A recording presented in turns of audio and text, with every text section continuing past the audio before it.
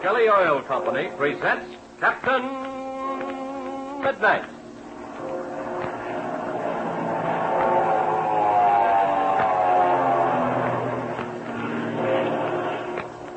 Captain Midnight, brought to you 3 times each week by the Skelly Oil Company, Skelly Jobbers and Dealers. But first tell me, have you had pancakes for breakfast lately? Well, if you have, you've noticed how slowly the syrup poured out of the pitcher if it stood in a cold cupboard all night. Well, I'll bet it was slower than molasses in January, wasn't it? Now, why did I ask you that? Well, here's the reason. Some kinds of motor oil that Dad might put into your family car thicken just like pancake syrup when it gets cold. An oil like that gets too thick to flow freely. And so, instead of rushing into every part of your motor the instant the starter turns, it creeps along slower than molasses in January. The result is, your car is hard to start. It wheezes and groans and turns slowly instead of starting with a snap. And even more serious, it starts practically dry.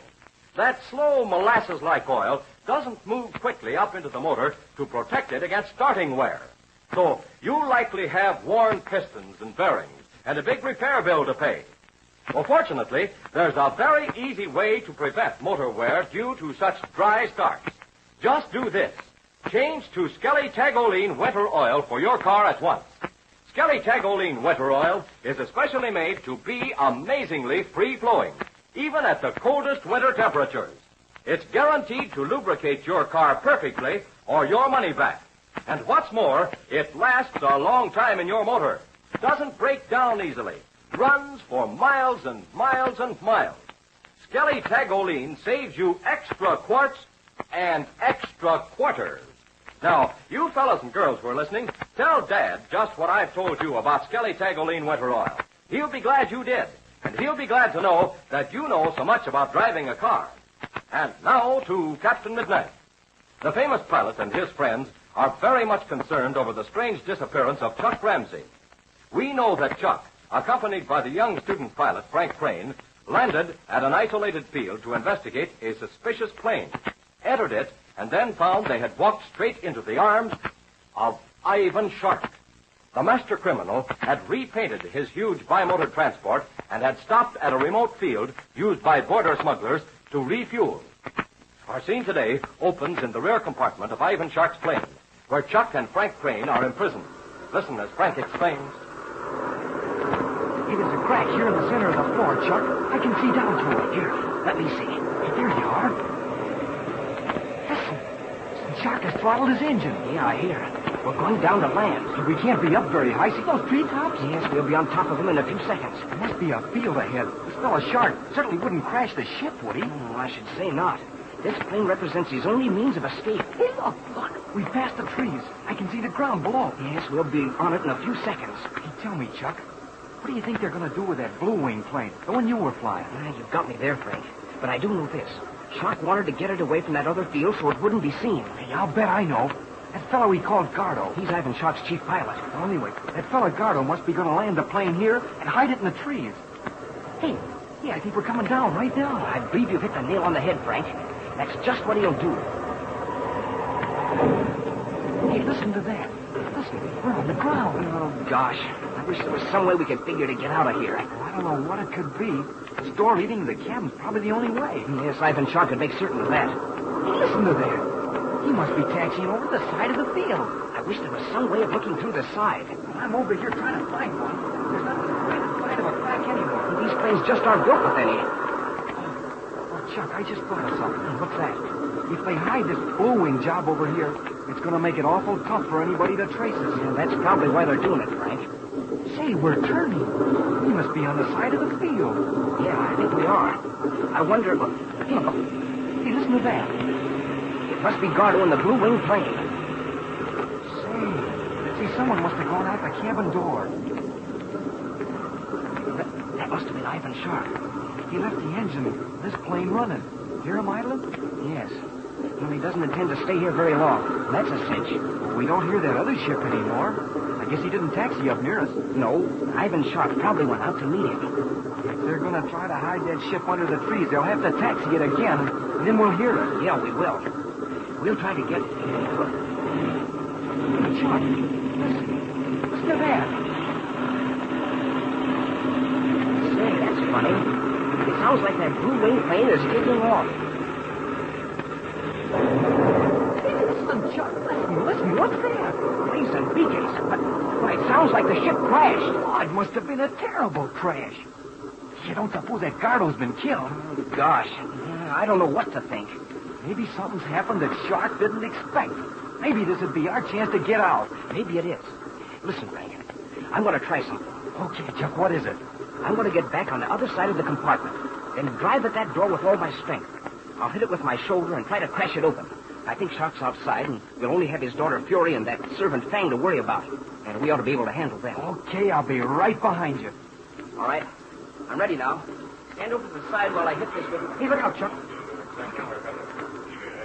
Look, I hear voices out there. Oh, it must be Shark coming back. And that Gardo must be with them, because there's more than one.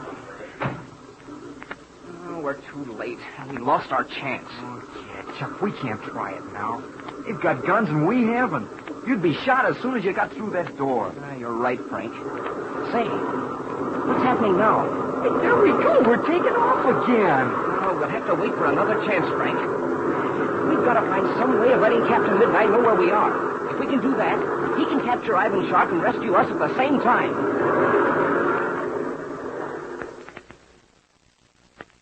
In the meantime, let's return to Captain Midnight. It is now the following morning, the morning of the extensive aerial search for Chuck Ramsey and Frank Crane. Captain Midnight is at the controls of a 4-passenger cabin ship, and in the seat beside him sits Fred Hilton.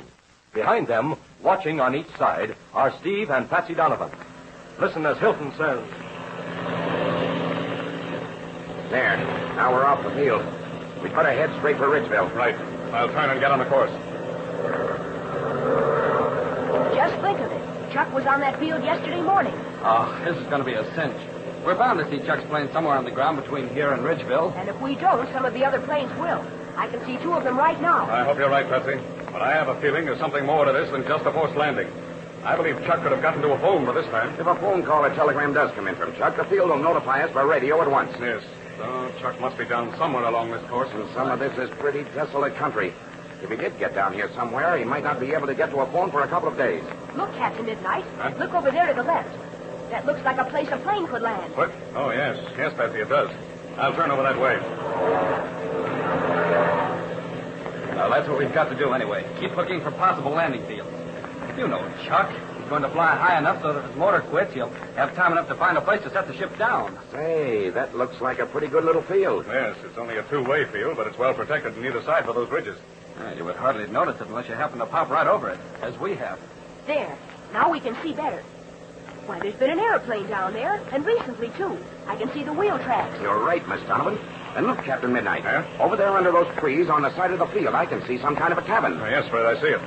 All right, now, everybody buckle your belts. We're going down to do some investigating. Right. Some plane must have been here very recently.